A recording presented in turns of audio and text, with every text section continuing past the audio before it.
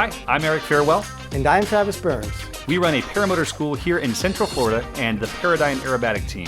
This is AviatorShow.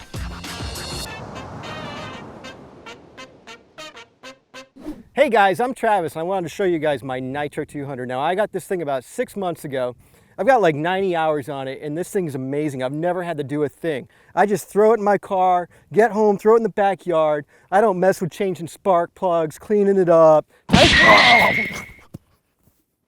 So, moral of the story is, don't be like Travis. In this video, we're going to talk about motor maintenance for the lazy pilot. If you guys decide that, you know what, I don't like doing maintenance, but you want to keep that warranty that we offer, then all you need to do is follow these basic maintenance procedures, and I'm going to go over all of those procedures right now, and let's get to it. First, going to talk about the exhaust.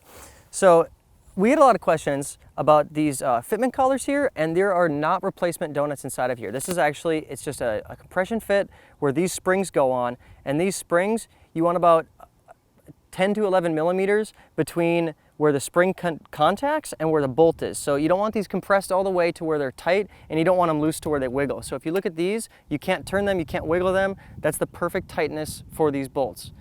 One of the other things that you're going to need to tighten and check are these bolts right here. This actually goes to the actual cylinder there, and these can get tightened pretty much as tight as you can get them. It's a 13 millimeter wrench, and all you have to do is take them and tighten them. And I want you to do that every 10 hours at minimum, but you know, you get done flying and you just need to, you're just like, hey, I'm bored. I know a lot of people get like that. Go through your motor and check those bolts. So that's for the exhaust. If you get this stuff here, you see how there's some, you know, gunk there, that's totally normal. New motors, used motors, if you get some oil or grease on the gas tank or dripping out of here, it's totally okay. It's a 2-stroke motor. So one of the other things that's very important to check is your head bolt torque. This is something that, if left unchecked, can actually damage your motor and can void warranty for just lack of proper maintenance. So these need to be torqued to 12 foot-pounds. Previously we did 10, and then with some further testing we found that 12 held up longer, and you want to check those about every 10 hours or so. With your spark plug, there is no torque spec, there's just a crush washer underneath, and we found that just crushing that crush washer, it's good to go. There is a suggestion out there, you know, change your spark plug every 10 hours. The best advice I can give you, if it's running good and everything is good and that spark plug has that nice coffee color, leave it alone. Next we have the belt. Going through the belt is a very easy task. Simply remove the prop, and then there's 3 bolts that you need to loosen to tighten or loosen your belt accordingly.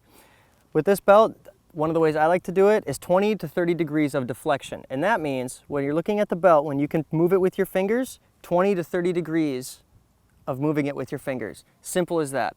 On run up, if it squeals, kind of like a squealing pig at high RPMs, that means your belt is probably too loose. If it's hard to start, sometimes that can mean your belt is too tight.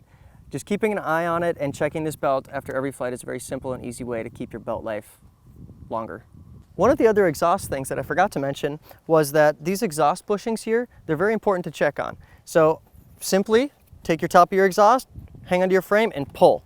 And if those exhaust bushings happen to slide away from the metal that's on there, you can tell that it's getting worn out. They will get little tiny cracks in them, just kind of like weather cracking, and that's totally okay. As long as they're intact on the actual mount itself, there's no need to worry about those. We talked about those exhaust bolts. One of the easy ways to check it, rather than having to touch them all and getting greasy, is hitting your exhaust. Sounds weird, but it works. Give it a tap. If you hear anything rattling, like loose change, something like that type of noise, that means something is loose and it needs to be addressed. One of the other things that's very important is these carb screws here. There's these 4 screws that are circling the carb plate, and then if you take off the airbox, there's also 2 more screws on the top. And we have seen that with these screws, if they don't get tightened properly or they happen to come loose, it gets an air leak, and that will cause your engine to seize, which will void your warranty due to lack of proper maintenance. One of the other things for starting your motor, which is very important, is this primer system right here. So we do sell these. Obviously, they come with, they come with the motors if you choose to purchase that or not. But all you have to do with this to use this simple primer system is the knob gets turned on. You prime this slowly 4 to 6 times, depending on what your motor prefers.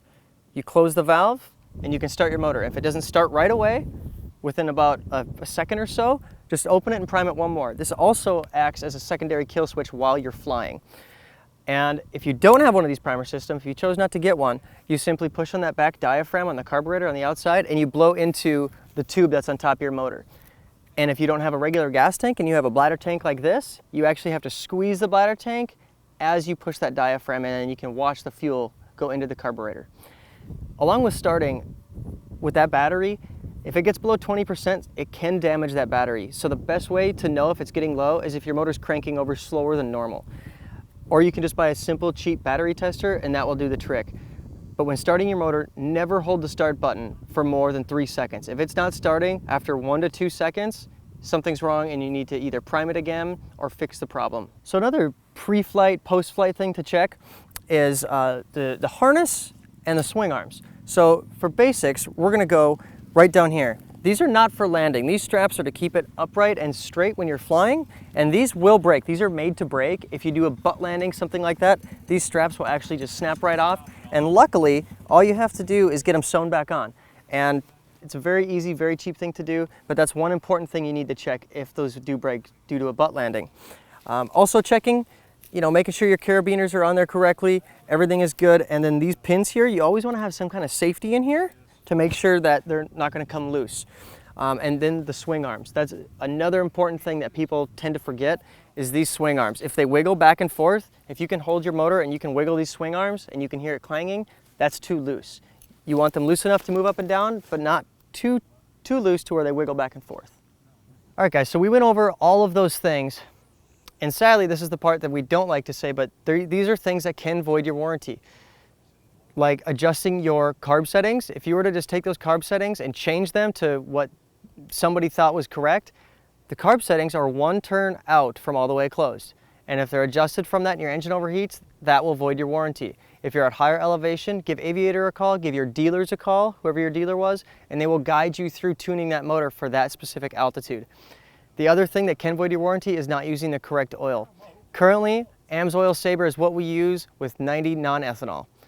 We understand that some people cannot find non-ethanol fuel. You can use ethanol fuel, but you're gonna have to end up changing your fuel lines and things like that, or your carb diaphragms more often. All right, guys, so the main idea that we just went through with doing all of this maintenance is to don't be like Travis. We want you guys to take care of your...